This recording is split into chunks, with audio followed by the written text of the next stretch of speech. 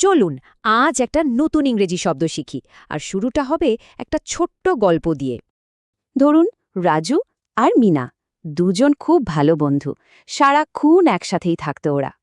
তা একদিন খেলতে খেলতে রাজু ভুল করে মিনার প্রিয় কলমটা ভেঙে ফেলল। এতে মিনা যে কি কষ্ট পেল, মনটাই খারাপ হয়ে গেল ওর।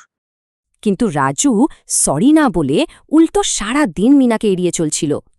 তো রাজুর এই চুপ থাকার মানেটা কি দাঁড়ালো বলুন তো?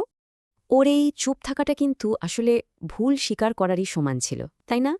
আর এখানেই আসছে আমাদের আজকের শব্দটা, ট্যান্টামাউন্ট, মানে কোনো কিছু সমান।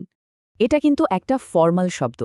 দুটো আলাদা কাজের প্রভাব যখন একই রকম সিরিয়াস হয় তখন এটা ব্যবহার হয়। আচ্ছা, ব্যাপারটা আর একটু পরিষ্কার করে বুঝতে চলুন কিছু উদাহরণ দেখি।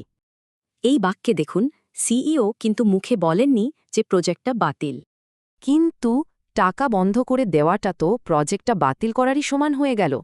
এখানেও দেখুন কেউ একজন কোনো অনুরোধের জবাব দেয়নি, সরাসরি না বলেনি, কিন্তু তার এই জবাব না দেওয়াটা এক কথায় না বলারই সমান ছিল। শেষ উদাহরণটায় ধরুন একটা নতুন নিয়ম চালু হলো। মানুষের কাছে এই নতুন নিয়মটা গোপনীয়তা লঙ্ঘনের মতোই গুরুতর মনে হয়েছে।